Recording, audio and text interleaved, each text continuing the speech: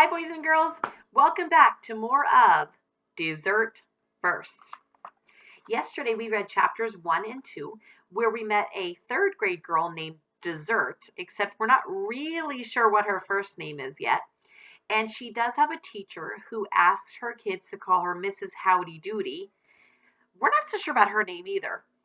We know that Dessert has two younger brothers and a mom and a dad. Chapter 2, if you remember, we learned that they owned a French restaurant where they have fondue, and the family went there for dinner. Didn't end so great with the younger ones. Actually, I apologize. There's a younger sister, Charlie, and the younger brother. I said two younger brothers. The younger ones kind of got a little restless, and Dad had to take them out to the car. All right. So we are at chapter 3, Courage and Determination. On Monday, I said, "Good morning, Mrs. Howdy Doody," and she said, "Good morning, Dessert." "Who wants to march today?" Mrs. Howdy Doody asked, once we were all sitting at our desks, and most of us raised our hands. "Amy D," she said, "let me see you march." Amy D marched around the room. I did not enjoy watching her one bit, and even worse, she nudged my chair a little when she passed behind me. Of course, Mrs. Howdy Doody didn't notice. Nobody ever noticed how mean Amy D was. Instead, Mrs. Howdy Doody said, I am inspired. In a perfect world, we'd all have the courage and determination to march to our own drummers. Think about that, boys and girls. In a perfect world, I thought, there wouldn't be any Amy D. That afternoon, I had to do my homework like I always do. Mummy must have ESP, because the very second I finished, she appeared in the doorway and said it was time to clean my room. Now, my room is usually pretty bad. But today it was just horrible. And I realized that in a perfect world, Charlie would clean it for me. So I yelled, "Charlie!" as loud as I could. And when she came into the dining room, I made a chewing noise in her ear. That's our secret signal. See, she's old enough to help me out, but she's still kind of dumb. If I want her to do something, all I have to do is offer her some gum. She's not really supposed to have gum until she's 5. Whenever I get a pack, I take a piece, I break it into as many teeny bits as I can, and I store it in my jewelry box. Even though Charlie's in a phase, she'll still clean my room for a tiny piece of gum. It's probably because she's dying to learn how to blow a bubble. And I don't think it's my job to tell her that it's never going to happen with a piece of gum smaller than the size of a pea. She'll figure that out someday for herself. Anyway, as soon as she heard that noise, she followed me right up the stairs. "See this mess?" I said as I stood in the doorway. "Clean it up." I made a chewing noise to make sure she got the message.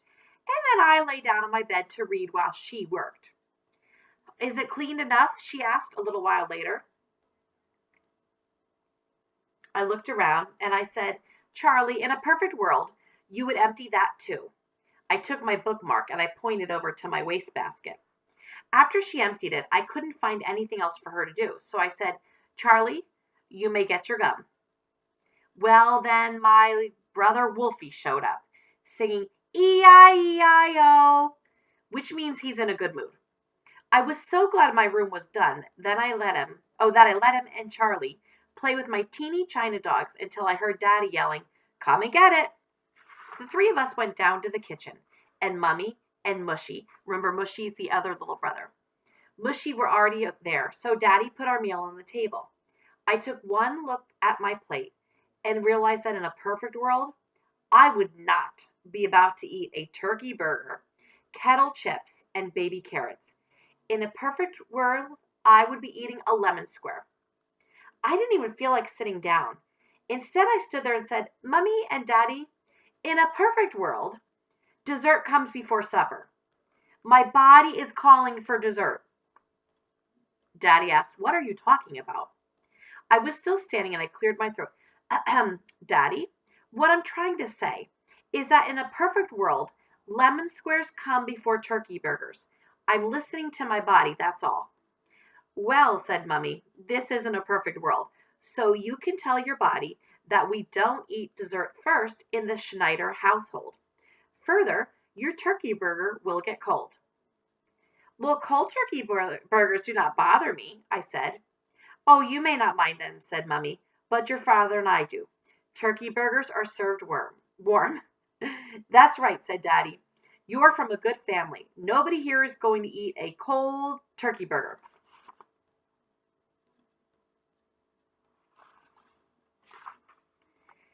Well, then my name must be Nobody tonight, I said, full of courage and determination. What did you say? Daddy asked. Now, the look on Daddy's face did not scare me. Oh, I don't know, I continued, but what I meant is that I'm marching to my own drummer. I'll heat up my burger in the microwave after I eat my lemon square. I wasn't even nervous to say that. Dessert, said Daddy. Sit down and eat. Mummy and Daddy, it's just that I do not like eating supper before dessert anymore. And that's how I feel. Eat your burger now, said Daddy.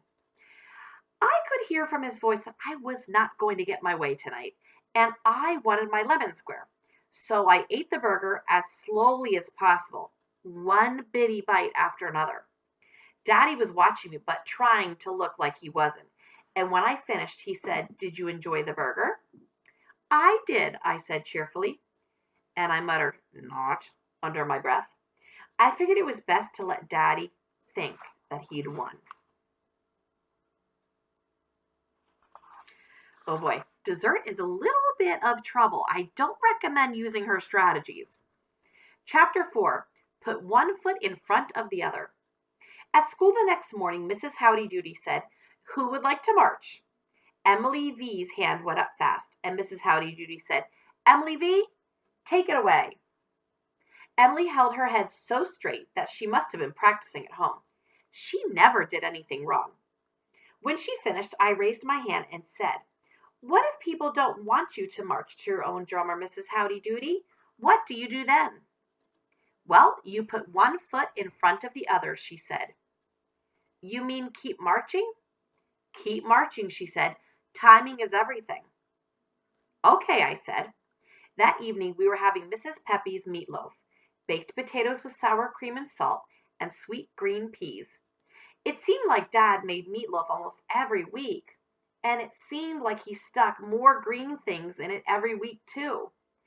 I put one foot in front of the other and said, "Mummy, leave the meatloaf in the oven because we're having dessert first tonight." Says who?" asked Mummy. "Says me," I answered bravely, as I marched over to the refrigerator to get out the rice pudding. It would be such a shame for the meatloaf to get cold while we were eating dessert. Rice pudding really isn't my favorite dessert, especially not this time because it had golden raisins instead of brown, but I still wanted to eat my dessert first. "There will be no pudding before supper in this Schneider household," Daddy said. "And why will there be no pudding before supper in the Schneider household?" I asked. I know I sounded fresh, but I couldn't stop myself. "The meatloaf won't get cold because it's still in the oven." "Close the refrigerator door," said Mummy. "But it's just that my body is calling." "Dessert. Stop talking," Daddy said, "and put the pudding away." "No," I said, standing tall. "I'm marching to my own drummer." "Get in your chair, Dessert," said Daddy. "You're eating meatloaf first, pudding last, if you get any pudding at all. Consider that a warning." I took one last look at the pudding, and I stuck my finger in and licked it.